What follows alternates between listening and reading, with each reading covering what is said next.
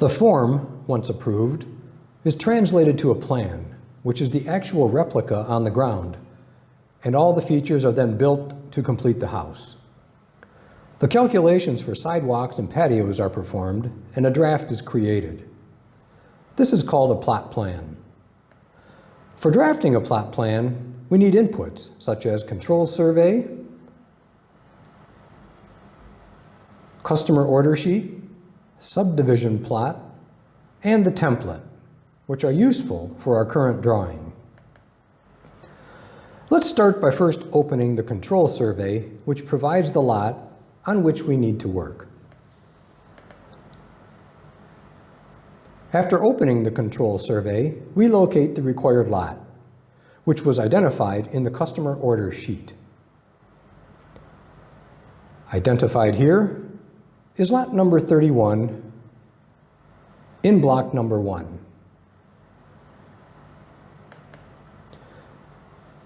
Note that the plan number which was given in the control survey and the customer order sheet must be the same. We can start the job by copying the required lot and pasting it, enabling us to begin work.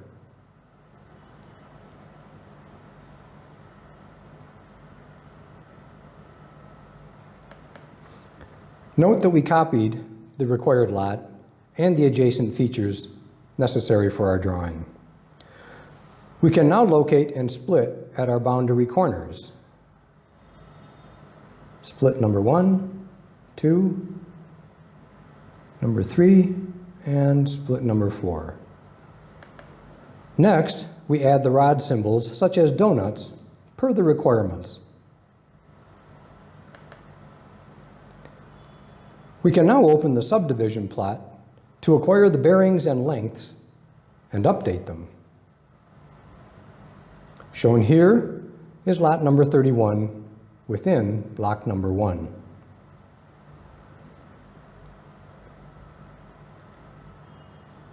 Updating the bearings.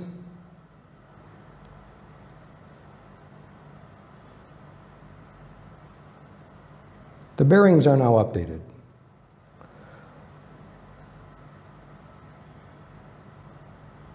The line work is then transferred to designated layers. For example, we transfer the easement main layer into the V-easement main layer. All the line work is then transferred into the designated layers.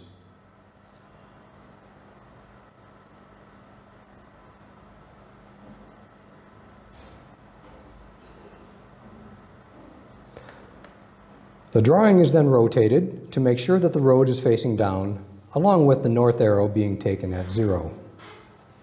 Now we update the adjoining lot numbers.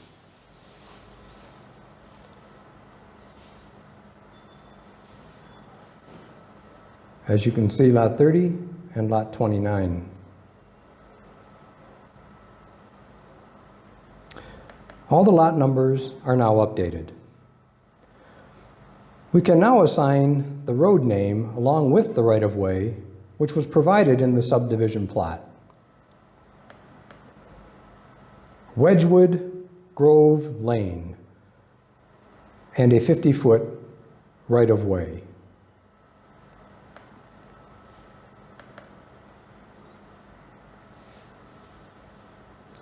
The back of curb can now be set based on the right-of-way given.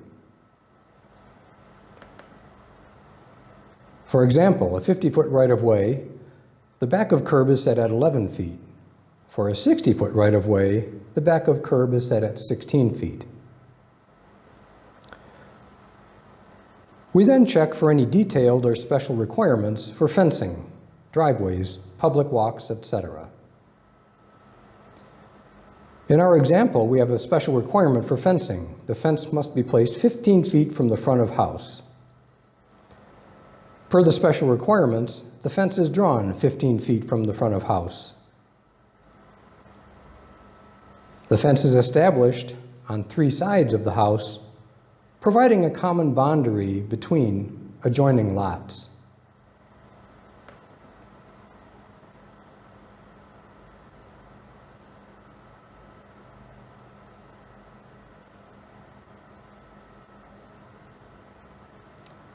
The fence is now complete. Next, the driveway is drawn.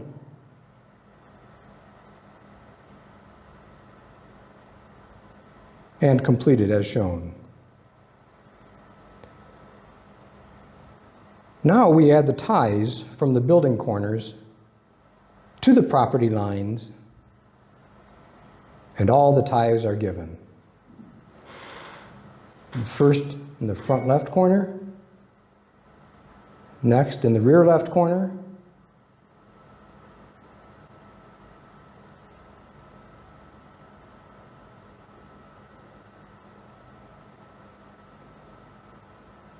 and finally the front right. Any easements found on the subdivision plot are translated over and labeled accordingly. Front easement first.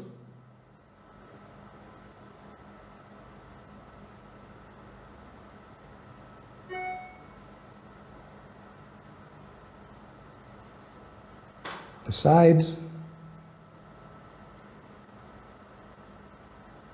And the rear.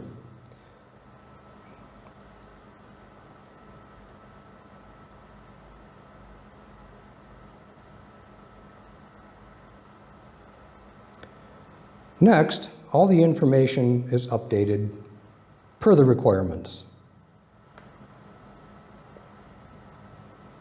The completed plot plan is now ready for delivery. Thank you for watching this video.